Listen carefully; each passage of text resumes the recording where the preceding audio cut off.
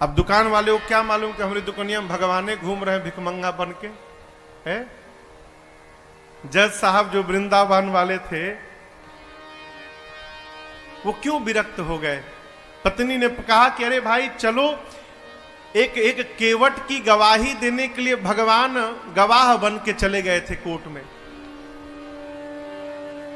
केवट ने सेठ का रुपया लौटा दिया था। रुपया लेने के बाद भी सेठ ने कोर्ट में केस कर दिया कि इस केवट ने मेरा पैसा नहीं लौटाया। जज साहब ने केवट से पूछा कि तुमने रुपया लौटाया तो वहां पर कौन था। केवट बोला 3 लोग थे। कौन? सेठ जी, मैं और मेरे राम जी थे, मेरे रघुनाथ जी थे वहां पर। जज समझा रघुनाथ जी नाम का कोई आदमी होगा। अगली तारीख पर रघुनाथ जी के आने का गवाही देने के लिए सम्मन भिजवा दिया जज साहब ने। अब कोर्ट का संतरी पहुंचा गांव में, केवट जी गांव में। रघुनाथ जी कहां है, रघुनाथ जी कहां है? रघुनाथ जी हो तब न मिले। एक आदमी ने कहा देखो रघुनाथ नाम का आदमी तो नहीं है, रघुनाथ जी का मंदिर एक है जहां केवट रहता है। मंदिर के बाहर पुजारी जी बैठे थे। संतरी ने पूछा कि रघुनाथ यहीं रहता है क्या? पुजारी जी बोले हाँ भीतर रहते हैं। ये पकड़ो, उसके नाम का सम्मान है, इतने तारीख को गवाही देने पहुंचेगा कोर्ट में। अब पंडित जी सोचे जब भगवान गवाह बनने के लिए तैयारे हो गए हैं तो हम कौन होते हैं बीच में रोकने वाले। पंडित जी सम्मन ले लिए और ले जाकर ठाकुर जी के चरणों में रखकर बोले प्रभु आज तक आपके लिए मिठाई आया, आज तक आपके लिए आभूषण आए, आज तक आपके लिए वस्त्र आया, पहली बार प्रभु आपके नाम का कोर्ट से सम्मन आया है। और बहुत विश्वास करके उस केवट ने जज के सामने आपका नाम लिया होगा प्रभु, उसका विश्वास टूटने मत दीजिएगा। जिस दिन तारीख थी ना उस दिन पंडित जी सबसे सुंदर कपड़ा ठाकुर जी को पहनाए। क्यों? आज ठाकुर जी कोर्ट में पहुंचेंगे तो भगवान सुंदर लगने चाहिए। भगवान फटा पुराना कपड़ा पहने, लाठी पकड़े, बूढ़ा स्वरूप बना के हाथ ऊपर करके हम ही रघुनाथ है पहुंच गए। और ऐसी गवाही दिए कि पहली हियरिंग में ही केस समाप्त।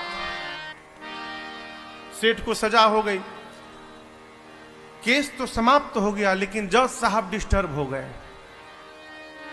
सोचने लगे भाई आज तक तो ऐसा कोई गवाह आया ही नहीं जो एक ही बार में केस को ही समाप्त कर दे। कोर्ट से निकल के अपने चेंबर में गए, केवट को बुलाकर बिठाए। बोले ये बताओ कहां रहते हो तुम? रघुनाथ जी के मंदिर में मैं रहता हूं। तो जज साहब बोले कि जो रघुनाथ आए थे? बोले जी जी। तो उनको लगा कि वो मंदिर बनवाए होंगे। तो जज साहब बोले लेकिन तो गरीब लग रहे थे और लग नहीं रहा था कि वो मंदिर बनवाए होंगे। केवट ने कहा प्रभु वो मंदिर बनवाने वाले रघुनाथ जी नहीं थे, मंदिर के भीतर बैठने वाले रघुनाथ जी आए थे। जज की मत ये हरा गई हो, कांपने लगा।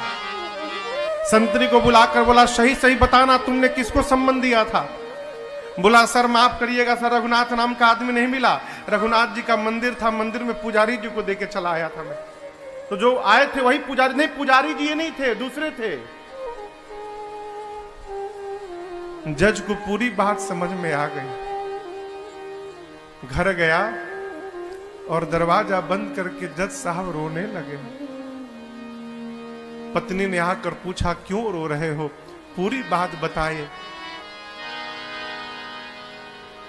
पत्नी ने कहा इसमें रोने की कौन सी बात है? अरे मान लो धोखे में ही दर्शन हुआ, तुम तो भाग्यशाली हो, तुमको दर्शन तो मिला, नाचना चाहिए। बोले इसलिए नहीं रो रहा हूं कि राम जी चले गए, इसलिए नहीं रो रहा हूं, मैं इसलिए रो रहा हूं अरे कुर्सी पे बना जज मैं बैठा रहा, जगदीश खड़े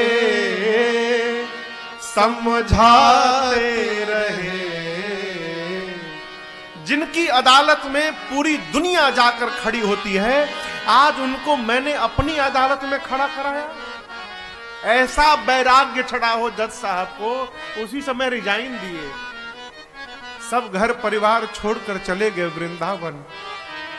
और ऐसा कहते हैं जब तक थे कभी बैठे नहीं वृंदावन में, खड़े रहे।